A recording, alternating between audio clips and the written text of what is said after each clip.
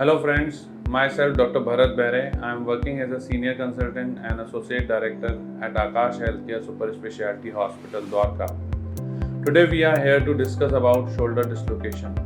So shoulder dislocation is a very common problem in which our shoulder joint, which is made up of three bones, one is the humerus, the other one is the scapula, and third one is the clavicle.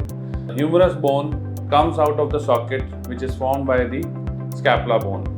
This problem is very common amongst the young age population. जो हमारे young बच्चे खेलने जाते हैं उनके shoulder में injury की वजह से कई बार शोल्डर जॉइंट डिस्लोकेट हो जाता है। अब इन बच्चों में जब भी इस तरीके की प्रॉब्लम होती है उन्हें इमरजेंसी में अर्जेंट केयर की ज़रूरत होती है, जिसके लिए उन्हें कई बार हॉस्पिटल भी जाना पड़ता है।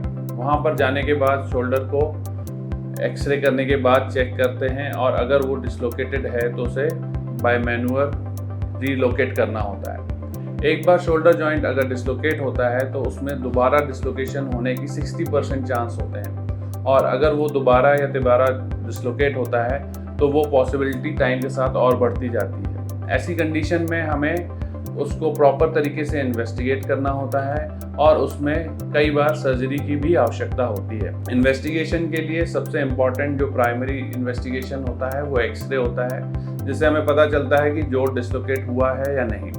उसके अलावा CT scan is very important. जब भी डिस्लोकेशन कई बार हो जाता है तो वहाँ पर बोन लॉस होने लगता है, जो कि हम सीटी स्कैन के थ्रू जांच कर सकते हैं और उसके अकॉर्डिंगली हम सर्जरी प्लान कर सकते हैं। कई बार ये देखा गया है कि डिस्लोकेशन के कारण वहाँ मसल रप्चर भी हो जाता है, जिसको देखने के लिए MRI स्कैन बहुत हेल्पफुल होता है।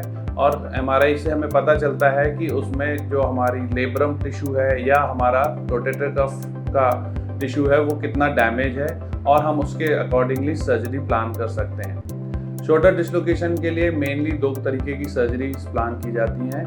पहला है जिसको हम बैंकार्ड रिपेयर कहते हैं। पहले इसे ओपन सर्जरी की तरीके से किया जाता था, बट आजकल हम इसको आधुनिक तरीके से करते हैं, जिसमें कि हम इसे आर्थ्रोस्कोपिकली करते हैं, मतलब कि की होल सर्जरी। इसमें हमें बड़ा इंसिजन नहीं देना होता है, small little 3 holes can do all the work. और आर्थ्रोस्कोपिकली करने से रिकवरी फास्ट होती है और पेन रिलीफ बेटर होता है। उसके अलावा जब बोन लॉस ज़्यादा होता है तो उसमें दूसरा प्रोसीजर होता है जिसे हम लेटार्जे प्रोसीजर कहते हैं। इसे दोनों तरीके से ओपन या आर्थ्रोस्कोपिकली किया जा सकता है।